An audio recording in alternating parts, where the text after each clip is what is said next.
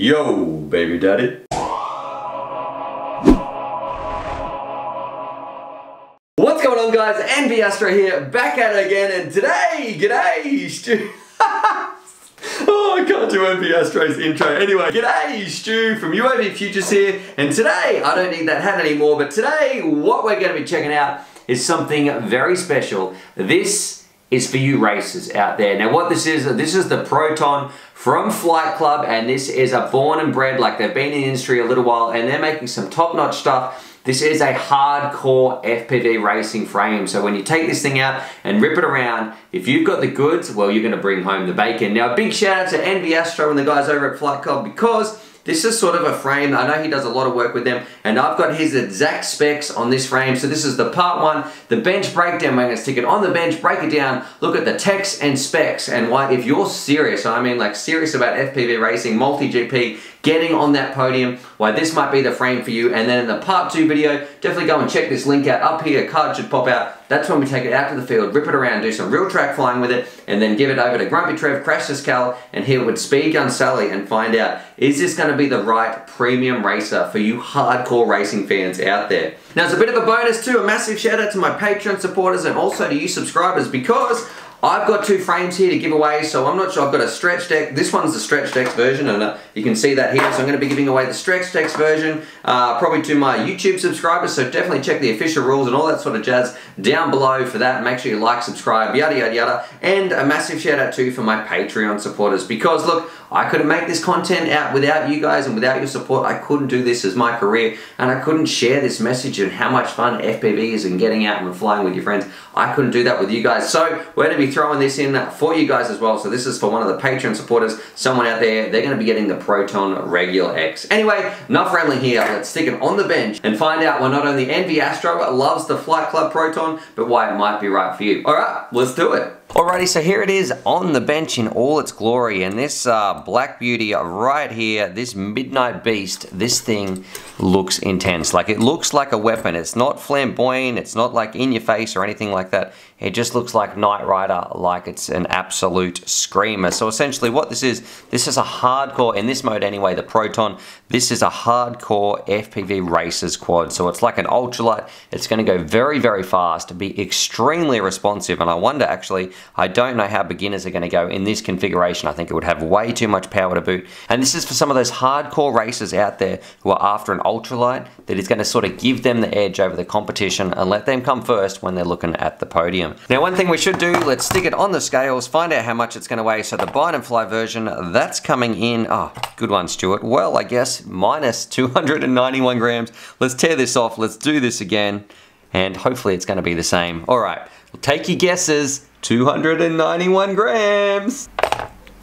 Alright, coming in at 290 grams, and when you think about a full-size FPV racer, I mean with some serious motors on here, you can understand just how fast this thing is going to go with that sort of work and those sort of motors behind pumping out that thrust with such a light weight. And if you're wondering, the bare frame itself, or I guess, or the normal X version, when it's just built up, that's coming in at about 78 grams. Now what I'm going to do, first things first, I'm going to take these hulky props off, and I don't know if they sell a Bind and Fly version or not of this. I know they sell the frame, and I'll link everything down below, and we're talking about the frame a lot in detail, but I'm not sure if they send Bind and Flies or not. So if you want one, just send them an email, hassle them and say, hey, I saw this great video on UAV Futures, hassle them, because you never know. I know they sell a lot of stuff over there. You might get lucky, and maybe we can convince them, if you want these Bind and Flies, maybe they'll start making them, but who knows. Anyway, that's a bit better with the props off, makes it a bit easier to work with. You can see I've got the Stretch Deck version built up here. I'm just going to call it the Bind and Fly. I don't know if they're going to actually offer that model. And we've got the normal X version over here. What we're going to be doing in this video, in the bench breakdown, text and specs, we're going to start looking at the components.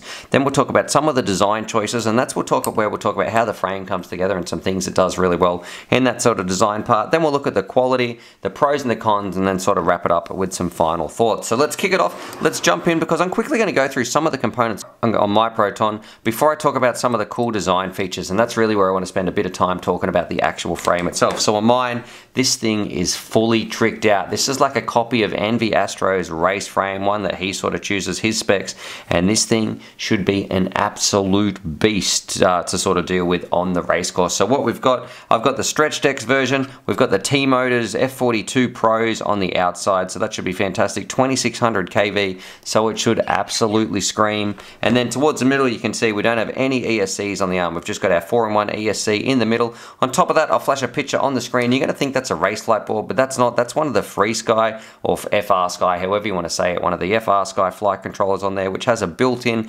XSR, which enables us to keep the weight down, get some telemetry, and it's going to be a very nice stack we've got in there. On top of that, we've got our TBS sort of Unify Pro on the top right there at the front, getting into the front part of our FPV. We've got our micro FPV camera, which is from Foxeer, which is great. And then I really love this part. So we've got an LED on the back, yada yada, that's pretty cool. But check out this awesome part, which we'll talk about in the design as well. Probably a good segue, but some people, you know, when you go to races, you want the best video that you can have. We've got a really strong little one of the actual stubby antennas right here, but you might want to swap that out. So, oh gosh, I'm getting some interference. Everyone's running right-hand polarized. Well, I might just switch out to left-hand polarized. All you've got to do, unscrew it, just pretend this is your other one, screw that on, you're ready to rock and roll. It doesn't get in the way, it doesn't cause any drag, it's not going to get clipped by the antennas or anything. I'm going to say that is the best looking antenna mount that I've ever seen. You know, I'll flash a picture on the screen. I'm a big fan of how that looks and just how easy it is to swap out to the correct antenna that you're going to use to have the best video. That could make the difference when it comes to, you know, crashing or coming first on the podium in those serious races. Now with the components out of the way, what I want to talk about is the frame itself, because the Proton, it's a really cool frame. It does a lot of cool things, and you know, we've spoken about the antenna mount in the design, but you can see it's made up of 4 individual arms, and I've got to, you know, hats off to the guys. They give you a spare arm, so when you're going to get one of these in the kit and you buy one, a lot of the times that's something I have an issue with the ultralights. I think they tend to break a bit more because they're going so fast. You know, the lighter weight does help them hold up, and it is good quality carbon in here, but the frame itself, it's nice you get a spare arm when you're going to buy it. So that goes a long way for me, and I think that's good, you know, with good customer relations as well. Now speaking of those arms, they're 4mm thick, so some pretty stiff carbon there, but there is so many versions. There's a 6-inch, 5-inch, 5.5-inch, StretchDex. There's a whole bunch of different versions you can use, and they all go into the same base plate. So it's nice to have so many options when it comes to building your quad. Now what I'm going to do, I'm going to take this top plate off here because there's a really, I guess, interesting, they call it the nucleus sort of brace plate or the nucleus board in the middle, that I think is a great idea as well. So we're just going to unscrew it. It's made up with 4 standoffs, so each one of those. So let's quickly take this apart.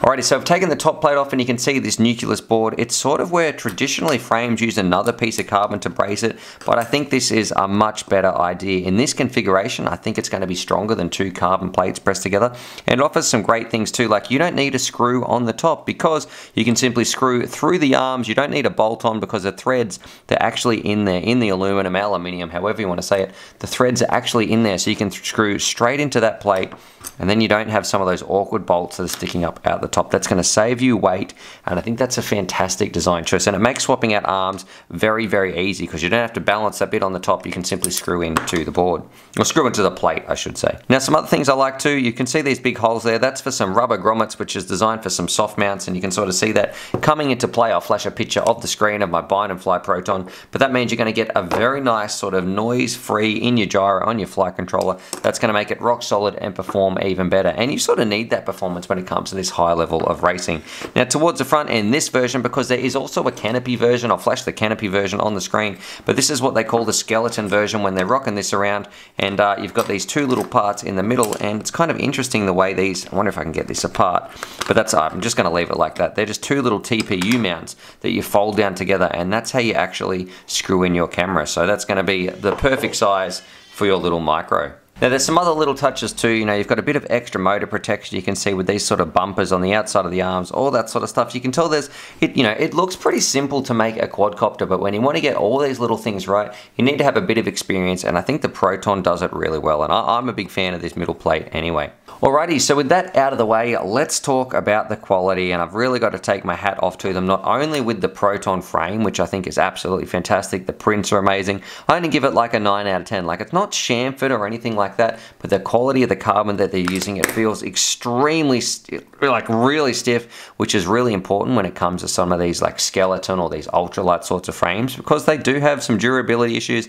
in those hard crashes because they're made to be so light and use the least amount of carbon they can. But the carbon in this one, it feels very, very nice. As far as the print goes and the designs, I think the quality is right up there. Really, really nice. I'm still in love with this feature on the back right there. And then if they do the bind and flies, depending on if you can twist their arm or not, I'm going to say this build looks stellar. Like, I am so excited with the components they've put on here. The components are top-notch quality, as well as this thing should absolutely scream. I'm sure the quality of the flight is going to be incredible as well. Alrighty, now I guess it's time to move on to the pros and the cons, and I'm going to get a big con for me out of the way, the price point. You know, the quad like this is definitely top tier. You're not going to be buying this bind and fly if you're expecting just to get into the hobby. I think it's too much for beginners. It's going to be so fast, and almost you're going to need the skills to sort of control this thing and rip it around the course. It's going to be like giving a learner driver a Ferrari, or even more like an F1, because this is up there with like the F1 versions. You know, it's like the Americas, the Helix.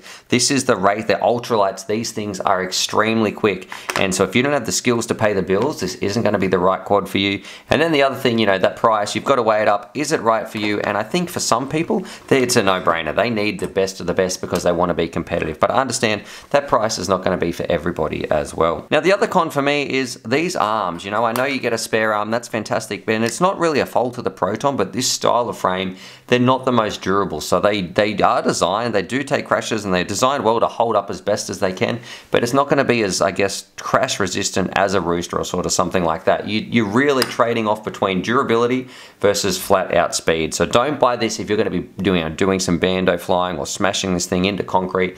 You know, that's not what this is about. This is flags and fields, super quick racing at its finest, and as a result, they've had to really cut the weight down, and by doing that, they've cut some of the carbon out. But that moves me on to the pros. I mean, if you want a serious racer that is going to absolutely scream, if you care about finishing on that podium, a machine like this is really going to help you do that. It's well designed. I love how easy it is to change out the antenna. Everything in here is streamlined, so if you do break an arm at race day, this has to be one of the easiest quads I've ever seen to switch it in and out. That is absolutely fantastic. So I think for the racer out there, and I mean the hardcore racer that's going after the podiums, this thing, everything about it, they're going to absolutely fall in love with. And on top of that, because you get a spare arm like this as well, they sort of understand that that's part of the frame. So it is nice. That's a good little pro, that they understand the frame and its limitations on what these ultralights like, and they do throw one of these in as well. So I think that goes a long way for some good customer service. So overall, look, I can't wait to show you the part 2. I guess when it comes to these ultralight races, I'm probably not their target audience. I love lap flying,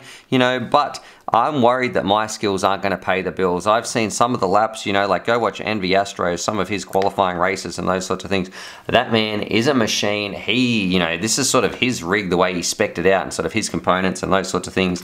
And it's definitely a pro racer's racer. So I just hope I can do it justice in the part 2. But anyway, I'm going to give it my best shot, and I'm pretty excited, and I wonder how fast this thing is going to go in the speed run. Alrighty, so there it is. There's my bench breakdown, looking at the techs and specs of the Flight Club Proton. I like their logo too. I always go to say Fight Club, but the Flight Club Proton, and overall it really is a racer's frame. The way it's designed, I know it takes a lot of innovation from some of those other light quads out there, and you know, big shout out to people like Brian Morris, who's sort of the brainchild of this hyper light movement. And I think definitely if you're hardcore into racing, there is definitely a big following along these very light crafts, and when you spec it out with something like this, it's going to go very fast. Now I love the antenna ideas they've got on here. I like the aluminium bracing plate that they're going to use. It's cool how you get a spare arm as well. I think that's really important. That shows some good customer service, and this thing is going to absolutely rip. So anyway, what do you guys think? Drop your comments down below. If you want to win the stretch decks, make sure you read the official rules for that sort of competition, all that stuff. Shout out to my Patreon supporters.